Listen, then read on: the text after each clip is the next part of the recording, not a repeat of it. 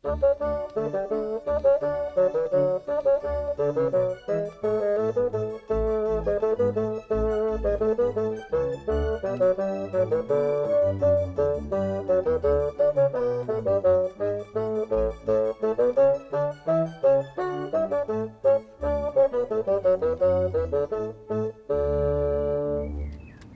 this first programme in the new series of the Antiques Roadshow, we've come to North Devon, and between the rolling hills and the sea, the town of Barnstaple, which claims the distinction of being the oldest borough in England.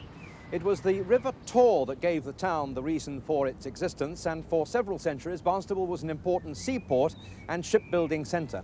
But then in the 19th century, the river began to silt up, effectively cutting off Barnstaple from its import and export trade with North America. And so, as a consequence, local people had to look to an alternative means of gaining their livelihood, which nowadays they get from agriculture and tourism. One of the most recent developments has been the North Devon Leisure Centre, where we've set up our cameras today. And among the large crowd outside, there are people who've travelled from other parts of the county, from Ilfracombe, Bideford, Torrington, Holsworthy and South Molton. Inside the hall today, many familiar faces. On pottery and porcelain, we have the combined expertise of David Batty and Henry Sandon, who I know has already seen something to catch his eye. Roy Butler is hoping to see good examples of swords, pistols, indeed anything to do with arms and militaria. On pictures, we have David Mason and Peter Nahum, and I can't remember a roadshow when they haven't come up with something good. And on the always busy miscellaneous table, looking at an enormous variety of things from several centuries, Bernard Price and Hilary Kay. There's a jolly interesting collection of local pottery. Barnstaple ware, or Barham ware, which is, located 200 or 300 yards away across the other side of the river, isn't it? In actual fact, this collection, the chap who potted this lot, his factory is no longer in existence, except for that piece, which was an early piece of his, when he was working for Branham's. This is obviously a Branham piece, I mean, there's no doubt about that. Yeah. Got the standard C.H. Branham mark. He established his pottery here in, I think, 1879. Yeah. And of course it's still going, they're still making pots, you can buy them today. But this is a marvellous early example of sort of the Art Nouveau style. Yeah. I don't think it was a functional object, I don't think you were expected to put plants in it or anything, it was just a decorative thing. But you're saying that these are not, in fact, Branham ware? No, they're not. They're... Oh no, these are Baron, aren't they? That's right. Baron, yeah. He left the factory and set up on his own, yeah. rival concern. Well, they've all got the mark to indicate that it's not C.H. Branham. It says Baron there and Barnstaple. And we've also got a number, which is obviously a pattern number. Yeah. Really very nice. The prices of these, a piece like this of the Branham factory is now worth around 150 to 200 pounds. Cool. A bit more than you pay for it, is it? Yeah. Once you get damaged things, you've got problems because it makes it much more difficult to give you an accurate estimate. But a piece like that, which is really very nice, how extensive is the damage on here? It's pretty bad, isn't it? Yeah. Probably around 30 to 50 pounds. Yeah. That one's a bit gloomy, isn't it? Yeah. You can't really see very much of it. But it's rather nice with the lizard on it. I think probably around a bit of damage on that, about 20 to 30 pounds in that state. One like that of local interest, about 40 to 60 pounds. Yeah. And this one, about 60 to 80. A jolly interesting collection. Yeah. Keep going. Yeah. You mean to tell me that you took these to a leading London auctioneer and he said they weren't genuine? Yes, I was staggered. Really was. Well, I'm absolutely amazed. I'm bewildered. I mean, these are three of the earliest Spencerleys I've ever seen, but they are absolutely genuine. I see this one dated 1891, this one 1890, fully signed on both of them. And of course, on this one, it's got a little monogram, CS, perfectly genuine. Value, 2,000, 2,500 and 800 to 1,000. So from pictures weren't supposed to be genuine, absolutely genuine. Good. Now we're looking at a pistol, an English pistol, in the reign of King Charles II. Loosely they used to be called Cromwellian pistols, but they're more like 1680, even 1690, this pistol. Now, it's got this link on it so that one can load it And without losing the barrel. without losing the barrel. And do you know why that system was invented? Was or? it not for if it was in use on horseback? That's right. So when the cannon drawed, he could still grab his pistol with one hand and control the horse, and he doesn't lose his barrel. But this is really nice, because if it was in first-class condition, well, I don't suppose you would possess it. It would be in a museum. The condition was shocking when I got it. Red rust all over it. Was it really? And the stock was white, dry and brittle. These were often made by a firm called Waters, but I believe this is a foreign name here. One can hardly see it. Have you made it out at all? I've got a note of it, but I can never remember it. One can read Ricardia R. Levy. I would think then the lock is possibly being imported. It was one of these imported locks that... It was quite at that time, yes, it wasn't was quite common. In fact, go back a little earlier, all the wheel locks used in this country were invariably German. No, I'm very pleased you bought this. This is quite rare. And I suppose you would like to know what I think the value? I would like to know your opinion, please. Well, let's take one in really nice condition, which you mustn't button onto, but one in really nice condition is a few £1,000s. As much as that? Yes, indeed. They are so rare. But in this condition, I would think something around £750. £750.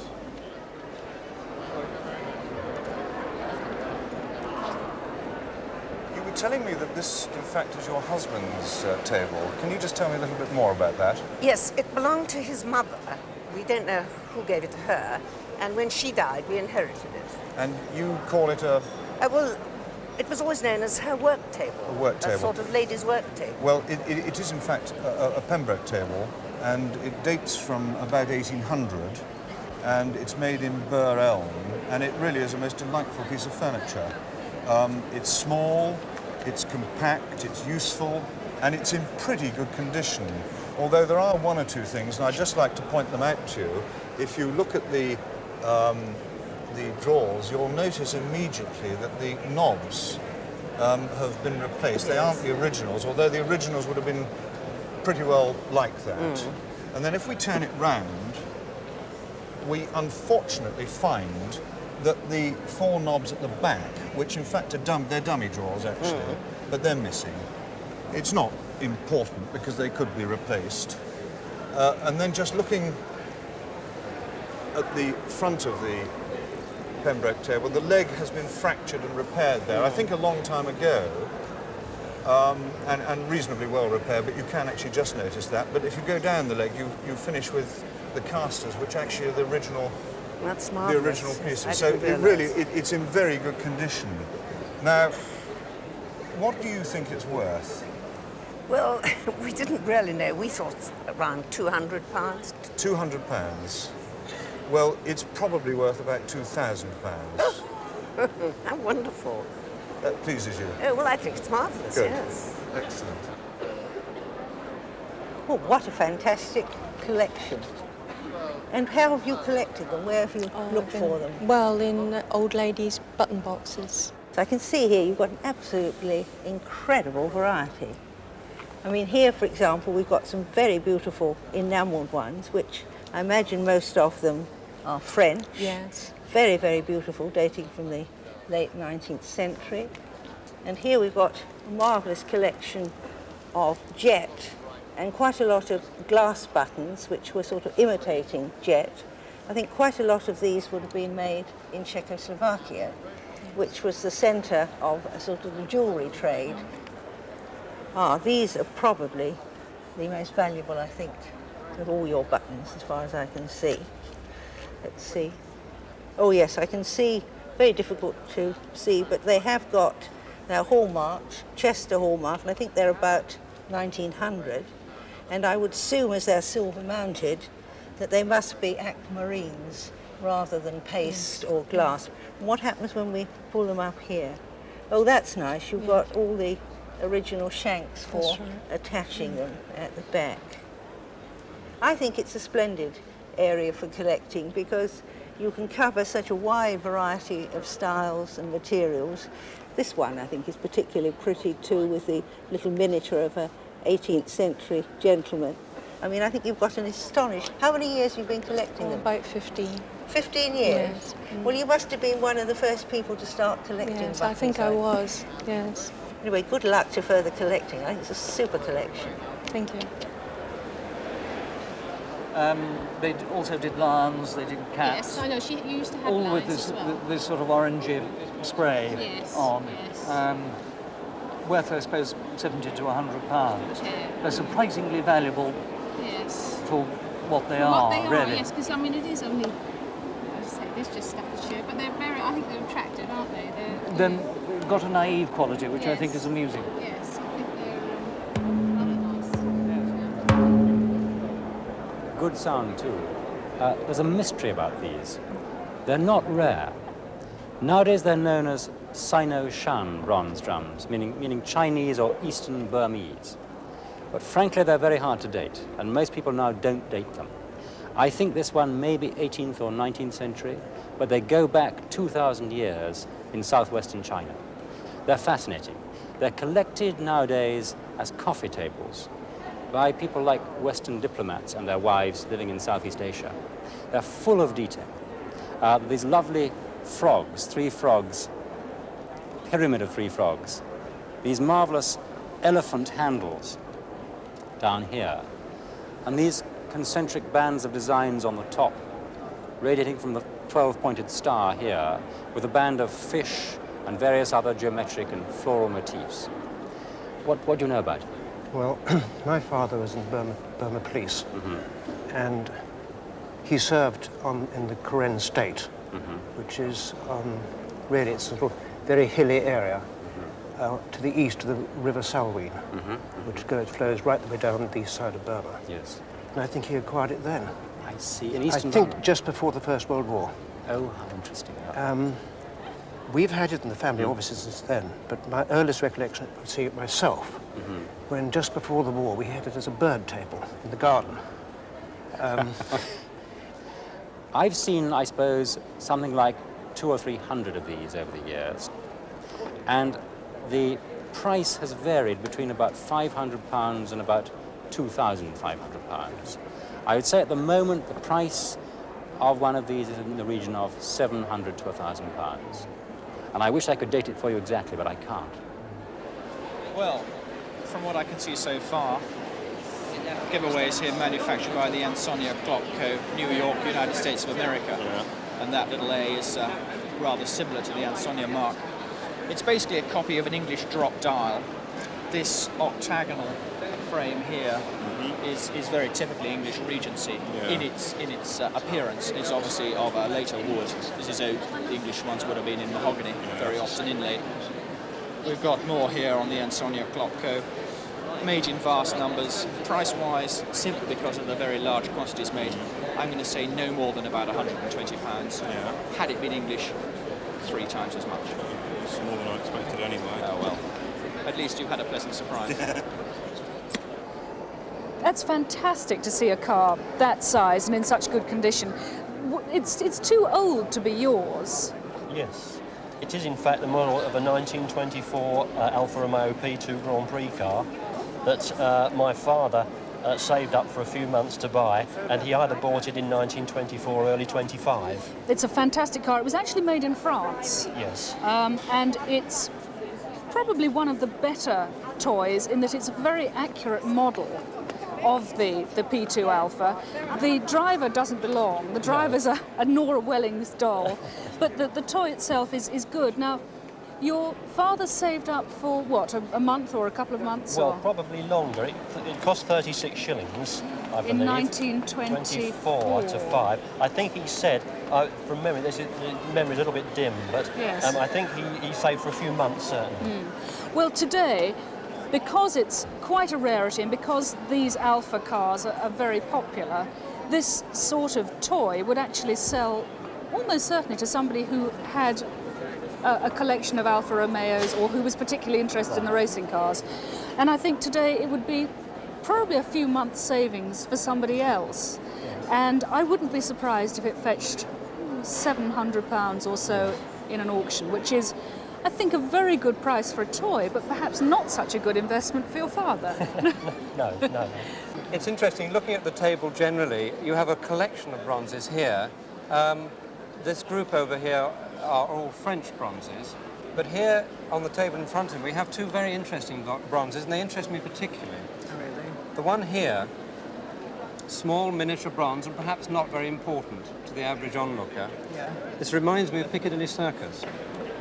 Really? Do you know why? No. The man who sculpted this is called Sir Alfred Gilbert, who did Eros. People know more about the sculpture, Eros, than they do about Gilbert, the sculptor.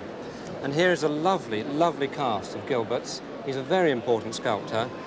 This was first modelled by him in 1889, so it's not quite 100 years old. But that doesn't matter, it's still an antique and a rare item. If I turn it round very slowly, you can see here, very, very faintly, A. Gilbert, R.A. Sculpt. Have you ever traced who the sitter is, who the subject is? No. He's an important man as well. George Frederick Watts, who was a painter at this time in the late 19th century. So it's a lifetime study of one great sculptor, of a great painter. This is very So you didn't interesting. know that? Very interesting. Yeah. It's a lovely little bronze. So you bought this, what, 50 years ago? Yes, about 45, 50 years ago. How much did it cost you? Dare I ask that? Truthfully, I can't say. Can't remember. Probably something about the £50. About £50, Yes, about £50. I should think. Well, it's quite a lot of money in those days. Yes. But there's recently been an exhibition at the Royal Academy on this man's work, Really? on Sir Alfred Gilbert, and bronzes of his have made a lot of money in the sale rooms in the past. Yeah. This is worth at least £1,000 today. Is that really? At least £1,000. I'm staggered, truthfully. I can't believe that, truthfully. It's not rare, terribly rare, and it's not unique. You will see other ones around. Yeah. There was one in this exhibition, but it's still quite valuable. I'd just like to pick out this one very quickly as well. This is another English sculpture. Yes. It's beautifully made. What I like, and I don't know if you agree with me in terms of engineering technique, is the fact that the bronzes are so light, and that's a good sign. Really? People often say to me, oh, it can't be very good, it's very light. Or conversely, they say it's a heavy one, so it must be worth a lot of money. Not at all. The lighter the better. It's a well-known bust by Sidney March. Again, it's signed, dated 1901. So it's Edward VII, probably done just before he came onto the throne and done as a coronation souvenir. Yes, I see. So both of these are English, and both seen quite commonly. This is more important because Sir Alfred Gilbert is a much more important established sculpture. That is worth at least £1,000, the Gilbert. The one here, how much did this cost you? Was that the same price as the Gilbert, no, do you think? I should say probably about £30. About £30. I just, well, proportionately, you slightly overpaid for this, because this man is relatively unknown and undiscovered, and he's probably only worth about £300. Really? So the increase isn't so good, well, is I'm it? surprised at that, really, but... Well, what a way to start our new series of the Antiques Roadshow. The day hasn't long begun, yet we've already seen an enormous variety of furniture, silver, pottery, porcelain, and plenty of good pictures too. This, for instance, has just arrived. At first glance, it appears to be a fairly simple series of thumbnail sketches, and then on closer examination you realise that these were all Victorian royal residences, and it was all painted by Princess Alice, one of the children of Queen Victoria. Indeed, the Queen herself was a considerable artist. From all over North Devon, things of great interest and value continue to appear. Let's see what else we can find. It'd be marvellous to take tea from a tete-a-tete like this, wouldn't it? I think it would, yes. It's sad we can't any longer do it because we've got a bit of damage on it, but it's a fabulous set. Do you know anything about it? Well, yes, the family legend is that it was given to my grandmother's grandmother's aunt by Frederick the Great. Grandmother's grandmother's aunt? Yes, she married... Yes, that would be probably about right. Well, she married in 1791. It's a bit earlier than that, so the story could be true, couldn't it? Well, I suppose so. It dates from about 1765, 1770. Is it earlier as that? Oh, yes, yes. It's the Berlin factory. Berlin, is it? That's Not Dresden. Berlin. Not Dresden, Berlin. That's the scepter mark of Berlin. And the style of the painting of it would fit in with the date of the third quarter of the 18th century. Yes. The curious thing about it is that it's a mixture of influences. It's very much a German style copying Meissen. Yes. But the decoration is copying Sèvres. Well, that's what I thought it might be French. Well, that's right. I mean, you were quite clever there, because this is very much in the style of Boucher. Yes. The engravings that were copied onto Sèvres porcelain in the 1770s. Yes, one always expects Germany to be a bit heavier, doesn't one? Well, that's right. The fascinating thing is that if you look at the teapot, they've copied it so accurately that it is indeed possible to read certain of the French words on this piece of music. No, yes, really. it's that accurate. Really? Yeah. How So extraordinary. you need a magnifying glass, but I can just about pick it out. Now, Well, I was blind as a bat, so I can't. it's difficult to estimate value because of condition. We've got a very bad damage on this teapot. We've got a chunk of the knob missing on the sucrier. And That's a wicked thing. we've got a rare thing here, which is the spoon. Very rare to see Do you that think there were survive. two originally? Yes. Oh, yes, I think so. So one's lost. So there we are. Now, as to value, let's see if we can come up with some sort of estimate. 500 pounds for that. 150 pounds for the spoon alone. Cup and saucer, another 150, 700. We're getting around £1,000. Yes. Even in that bad condition? Even in this bad condition. If it were perfect, I think we could be talking about £3,000 to £5,000 were it all complete. Well, that's not good. I'm afraid that's We're out of too the late. process. Too late But for that. a marvellous pedigree to have with it. I was always told we could use it when the Queen came to tea, but she hasn't come to tea, and if she did, she might want it. I think one wouldn't serve the Queen from a leaky teapot. I don't think so. This is a most extraordinary, mystic and unusual watercolour. What can you tell me about it? Not very much.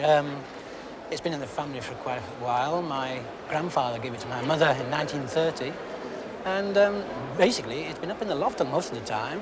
And we've no idea. We were just curious because we didn't know who painted it. And where did the family come from? They're from Manchester, and my grandfather's name was Phillips. And of course, he mentions Phillips on the back. And but do you have any connection with Sir Thomas Phillips? I don't think so.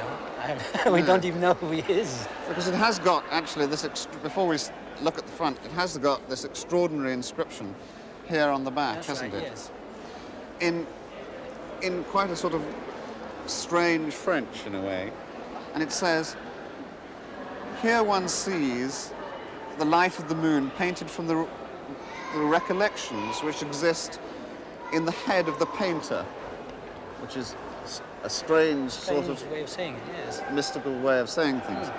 And from certain marks and lines in the little book, which I believe had not been in the possession of Sir Thomas Phillips, which is very funny. It is, isn't it? It is on the edge of the Dead Sea, near a little valley between the River Jordan and the mountains on the route to St. Saber. So, and it does seem to be rather simplistic French, although it's as though it's not written by a Frenchman. Now, this brings all sorts of things to my mind. Yes. Sir Thomas Phillips was a voracious collector of both books and manuscripts. In 1842, he went on a trip to the East, and he took with him a young artist called Richard Dadd. Richard Dadd was 25, and Sir Thomas Phillips was 41, and they set off for Ostend and went down through Italy, Greece, went across to Constantinople, southern Turkey, the Lebanon, and eventually down to Egypt.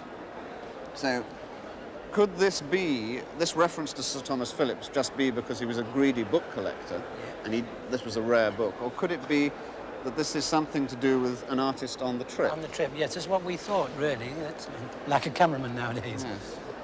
Now, it is an extraordinary painting. Can you imagine this strange picnic in the 1840s on the banks of the Dead Sea with nothing around and as you say, exquisitely painted? I don't know. I don't know who this painting is by. I know it's a wonderful painting. I would hope that some indications, I mean, it would be too much to hope, really, that this was a lost painting by Richard Dyer. I don't know. I honestly don't know. I do know it's unusual in a Dad water to get such strong colour, so we won't raise our hopes at all. Obviously, I've only had a few minutes to look at this, and it needs some investigation. So what I would like to ask you to do is if we may take it to London on your behalf and investigate it further. Oh, yes, certainly. We'd be interested as well, you see. Whatever happens, you have a beautiful and unusual watercolour, and by somebody who is a considerable artist. This was given to my husband 2 years ago. That's interesting. Well, it's a nice box and a fantastic microscope inside. What's really nice is looking in that case and seeing really hardly any gaps at all, and that's unusual for a microscope of this date. It's made by a company called Bait, and I'd put it at about 1830. And it has all the things that it ought to have. I'm going to put a few more bits and pieces on it. At the top there's the viewing tube with a whole series of lenses in the box that could be fitted in. And underneath it I've just put in what's called a live box, which is a double-sided glass box where you would have put live fleas or pond water, and you would have then focused down and seen all these things milling about. There's another object, which is this, which is very interesting. Now that would slot on to the side like that, and there would be something else. Now there was one missing space I noticed, and I think that would have been for a pair of forceps, which would have been used for dissection on the stage there. But the little brass thing that I've put in is used for tying down a live fish. It's called a fish plate, and they use that to see the circulation of the blood through the very thin skin of fishes. So that's an interesting addition to have in here. And there are little slides with some fantastic, I'm going to call them pressed insects. They're actually set in mica rather than glass. Yes. But altogether, I mean, an outstanding microscope in really fantastic condition, and the fact that it has all its pieces there, bar one, means that today it's going to be at least £2,000, possibly £3,000 in value. It's fantastic. So a very nice heirloom to have been given so recently. This is a very attractive Victorian silver tea and coffee set. Have you had it a long time? How did you come by it? 30 years. I had about £100 given to me by my father, and he said, go and buy something you can keep.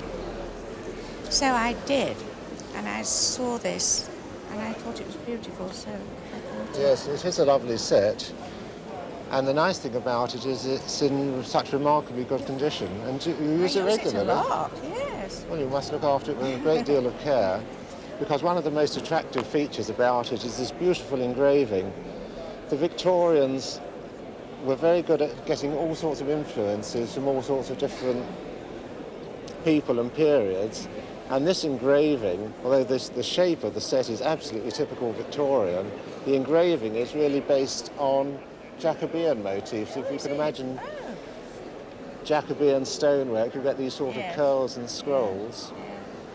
And it's also got this very nice crest, which has been very carefully engraved with all the correct heraldic colours.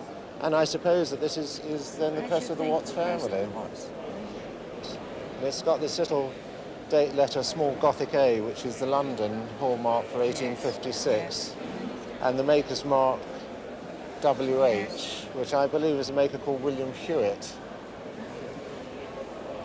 And an important thing about the value of these sets is to see whether they're actually all the same date and maker, because very often they were assembled from different bits and pieces.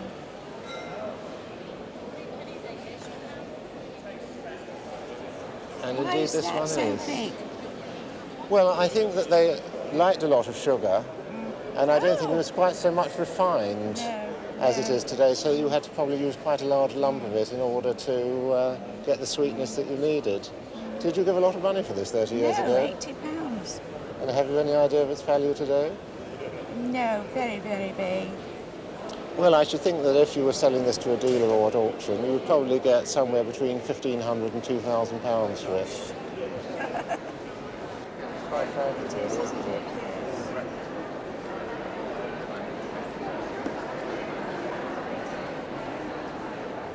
I find this fascinating. Do you know what it is? Well, just a drinking vessel. Well, yes, I'm sure it is a drinking vessel. I think perhaps it's a little bit more than that, because when we actually look at this, I mean, it's a lovely piece of leather. There's no question about that, and it's a very considerable age. I would think that this is certainly an 18th century tankard. Yes, very attractive, in the sense that it's almost like folk art. This face, I think, is a male face. This one, I think, is a woman's face. And I think that this is, in fact, a loving cup. Oh. And that's why that's why the two handles are there. Yes. And it's very unusual, really, to find a good piece of leather like this of the 18th century in this sort of style. And I find the whole thing very exciting. Now, tell me, do you like it? No. You don't? No. Well, why have you kept it? Keepsake, really. Just memento, because it's in yes. the family? Yes. Well, I think it's rather nice. And in terms of value, have you ever thought of the possibility of it being of any value? No, not really. This is a nice thing, and in terms of value, it's worth about £100. Is it really? Gosh.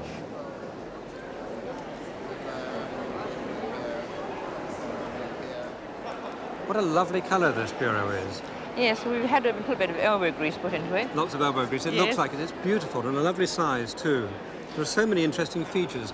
I think this feather banding is marvellous, especially the way it indents here, a very architectural feature, and is matched by the drawers, the feather banding all the way down the drawers.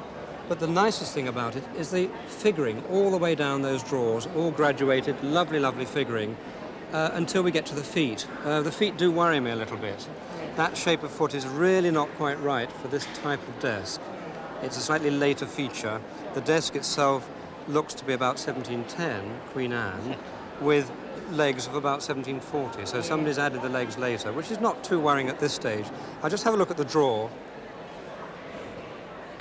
Beautifully made drawer, as one would expect, nicely made, handmade dovetails, with this nice rounded feature here, an early 18th century feature, the rounded oak inside. It's very, very pretty indeed. It's obviously had quite a life, hasn't it? What's been going on up here? Well, that was the story when I was a little girl, of about 6. I had a girl's little doll's sewing machine, which I clamped on with a screw. That was very naughty. I shouldn't have been doing it. Shouldn't have been doing it. No. I don't think it's hurt it too much. I think it's rather a charming story, actually. It's part of the age, and it's something that, although you were doing it comparatively recently, it's something that could well have been done in the 18th century as well, to use it as a little workbench for sewing. Really? So I think you're probably not the first girl who's been told off for using it for that. Obviously, it's made as a writing bureau originally.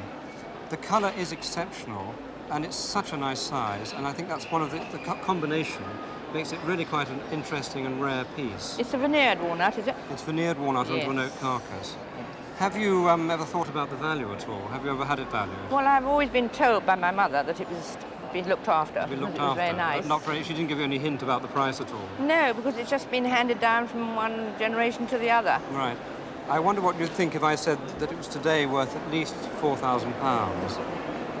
That's quite a lot of money. It came to my family via my grandparents. It's been in the family as long as I can remember, and as long as we know about it, really. Grandmother used to go round antique shops. Whether she's picked it up somewhere along the line there, I've no idea. It's a very lovely, lovely, lovely picture. It's by an artist called Hector Cafferi, who, despite the Italian-sounding name, is one of the modern British school of painters. He was a pupil of Bonnat. He travelled extensively abroad and is known for painting virtually what amounts to the Belle Epoque of English art. And of course, with a picture like that, which is probably a lock on the Thames, one has virtually an historical document. The quality is quite superb. The whole atmosphere and the feeling of a picture like that is marvellous. Now tell me one thing, was it behind glass at any time? Yes. It was, yes. When did you remove it from the glass? The glass got smashed about a year ago, and I keep meaning to get it redone, but I just haven't done it yet. Because really a picture like this should be under glass to protect it, a watercolour like this, from the acids in the atmosphere, smoke, dirt and that sort of thing. So I do recommend that you see to that. Now, of course, the modern British have been seeing a tremendous increase in reassessment over the past 4 or 5 years even. What do you feel that it's probably worth? I haven't got a clue. I thought about £500 or £600. £500 or £600. And what would your wife think? I haven't got a clue, honestly. Well, that picture on today's market has a value of between £10,000 and £15,000. Yes, please. That is a surprise. Eh? That is a surprise. I thought it was nice, but I never thought anything like that. Well, it's a lovely example. I mean, the atmosphere and the feeling, the colouring, the condition, I mean, it is everything that one would want. One couldn't hope to find a better example by Kotheri. I mean, these figures, the dresses, of course, the period costumes of the day. Look at this little child, look at the sentiment in there, which, of course, it is the sentiment that is required in the modern British artist. It's truly a lovely, lovely picture. What have we got here? Was it part of a dessert set? Yes, there are 12 plates altogether. 12 plates? Yes. Have you got the dishes or the comports as well? No, not with the fish. No? plate. Oh, how beautiful, isn't it? This is obviously Ainsley's factory. Ainsley is a firm that really is not terribly great in name and reputation yet, but I think ought to be, especially when quality like this was possible. Where are we in date? Somewhere about this early years of this century, I think. Yes, I think my grandfather had them painted just before the First World War, I think. Had them painted? Yes, You mean yes. he ordered them from the factory? Yes, he did, yes. Oh, how interesting.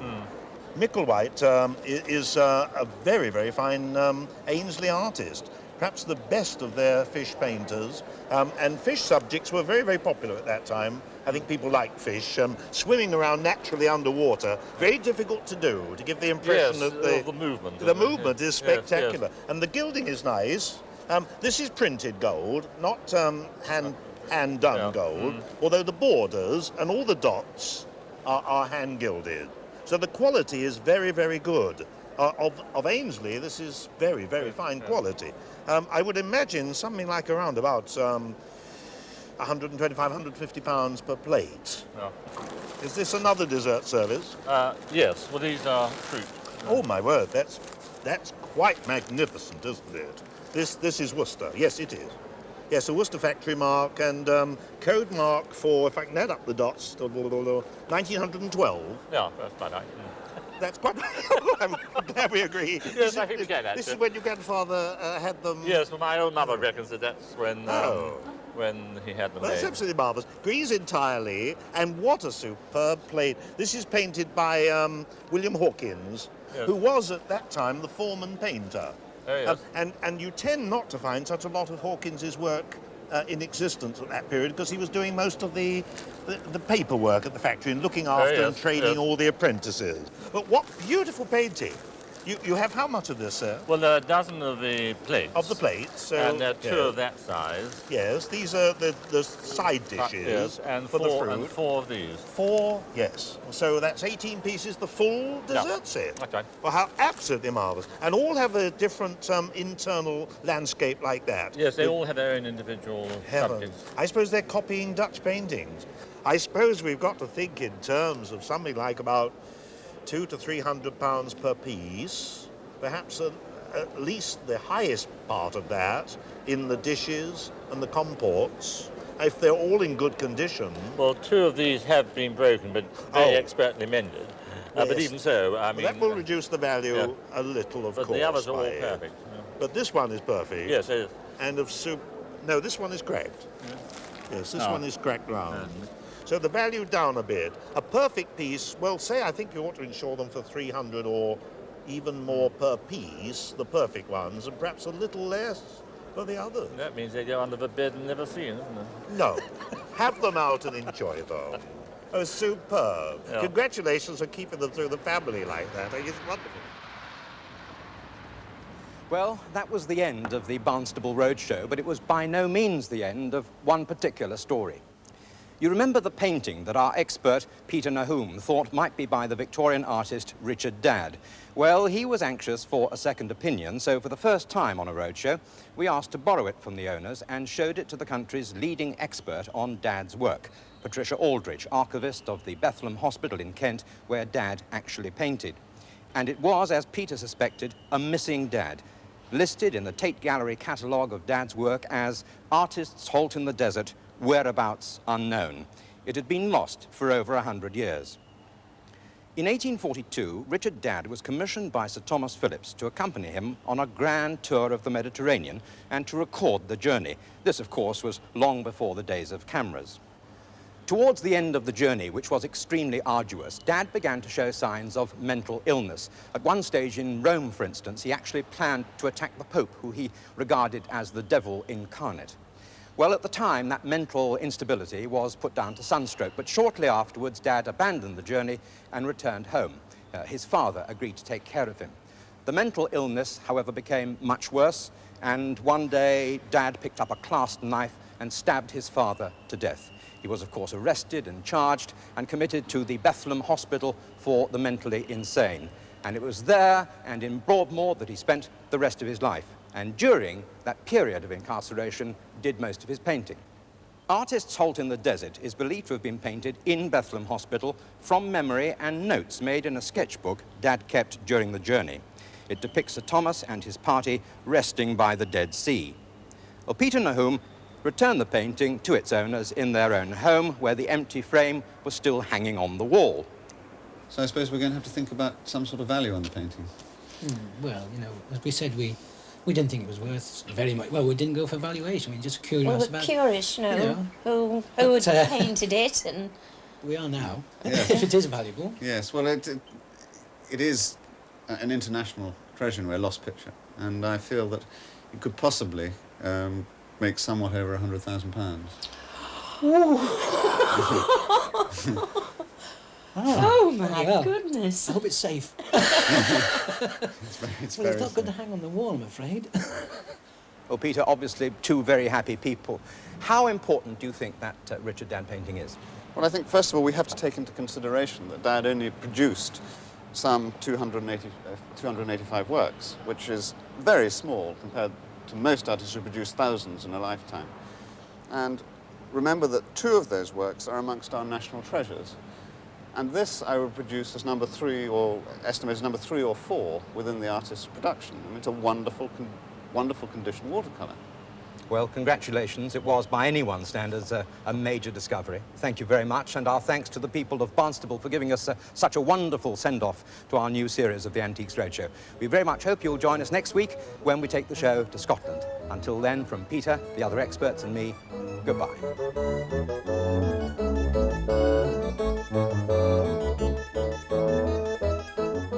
Go beyond the velvet rope of our most beautiful historic homes and meet the people saving our priceless heritage. Hidden Treasures of the National Trust on BBC iPlayer.